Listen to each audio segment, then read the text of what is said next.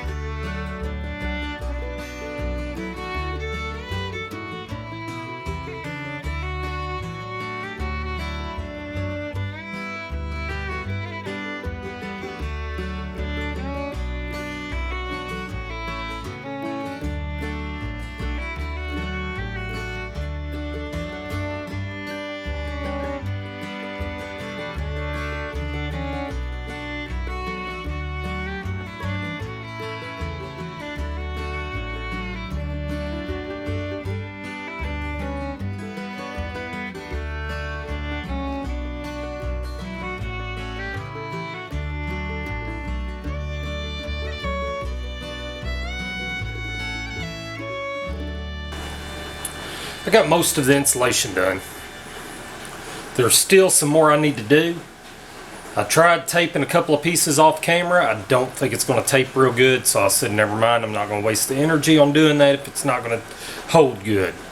The whole purpose of that was, like I said earlier in the beginning of the video, was to try to help the heat escape, basically your draft.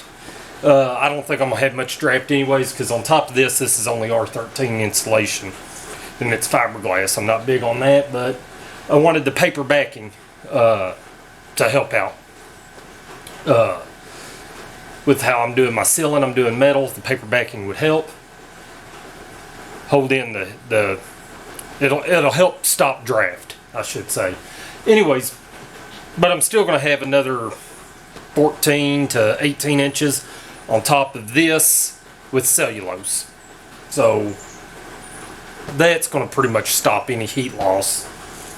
I didn't get it all done, couldn't do all of it really, because I still need to put my piping in for my gas line for my tankless water heater. The fireplace I'm going to be putting in the corner that I have not framed out yet.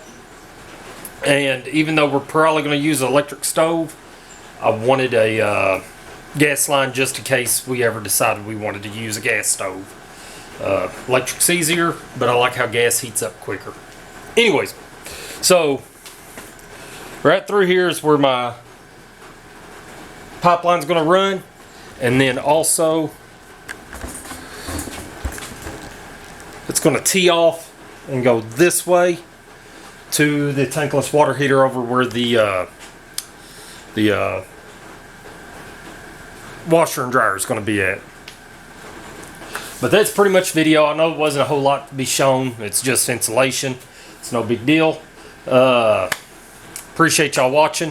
If you would, like, share, subscribe. If you haven't already. Stay healthy and God bless.